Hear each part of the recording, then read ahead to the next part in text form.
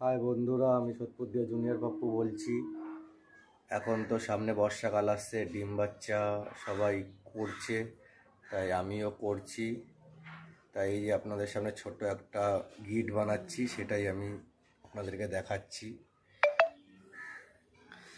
এই যে দেখুন, এটা হলো গিয়ে পোড়া মাটি, এটা হলো গিয়ে সুরকি দেখতে পাচ্ছেন, আর এটা হলো সজনা পাতা, এটা আপনার জোয়ান, এটা আছে কালো বিট নুন, সন্দক নুন না, বিট নুন, আর এটা আছে ঘরে শুকানো তৈরি করা আমলকি, এটা আছে ঘরে শুকিয়ে পেস্ট করা হলুদ, এটা আছে ডিমের খোসা, এটাও ডিমের খোসা, আর এটা হলো আমাদের যে পাখি খায় সেই ফেনা, সমুদ্রের ফেনা, ওটাকে গুঁড়ো করা আছে। আর এটা দেখতে পাচ্ছেন ঝিনুকের ডাস্ট। এবার এই সব কটা জিনিস দিয়ে আমি এইটা চালু করব। এই দেখতে পাচ্ছেন আমি আপনাদের সাথে মিক্স করছি। এটা হলো সজনা গাছের পাতা শুকিয়ে ডাস্ট করা, আর এটা হচ্ছে আপনার জোয়ান। জোয়ানটা পরিমাণ মতো দিতে হবে। এই দেখুন, আমি এখান থেকে হাফটা দিয়ে দেবো জোয়ান,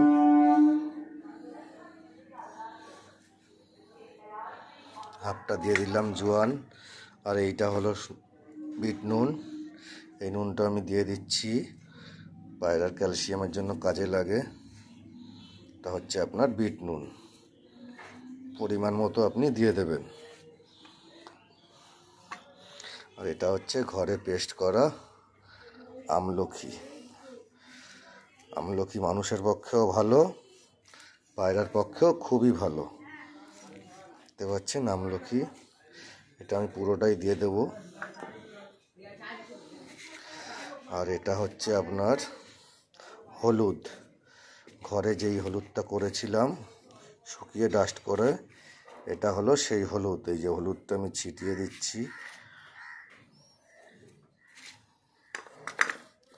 আর এটা হলো গিয়ে আপনার ডিমের ফেনা, ডিমের খোসা, এটা আমি একটা পুরোপুরি দিয়ে দেবো। আর এখানে আছে এই ঝিনুক, পুকুরের যে ঝিনুক হয় সেই ঝিনুক, এটা আমি পুরোপুরি দিয়ে দেবো। আর এটা হলো সমুদ্রের ফেনা, এটাও আমি পুরোপুরি দিয়ে দেবো।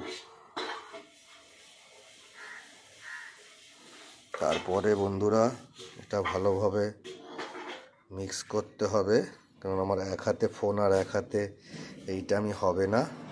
তাই আমি এখানে ভিডিওটা শেষ করে একসাথে মিক্স করে আবার আপনাদেরকে দেখাবো। এই যে সবাই দেখতে পাচ্ছ, গিট রেডি হয়ে গেছে। এবার একদিন রোদে শুকাবো, তারপর এই পায়রাকে দেওয়া যাবে, অসুবিধা নেই। এই যে দেখতে পাচ্ছেন, এই যে হলো পোড়া মাটি, আর এই যে হলো সুরকি। আমার কোমরের ব্যথা তো, আর হাতেও প্রবলেম আছে, ওর জন্য আমি বেশি করতে পারিনি। এই আমি আমার একটু নিজের মতো অল্প একটু করে রেখেছি। এই যে দেখতে পাচ্ছেন, এটা হলো পায়রার গিট। খাওয়াবেন, আশা করি কোনো অসুবিধা হবে না। আমি তো ব্যবহার করেছি, আপনারাও করতে পারেন।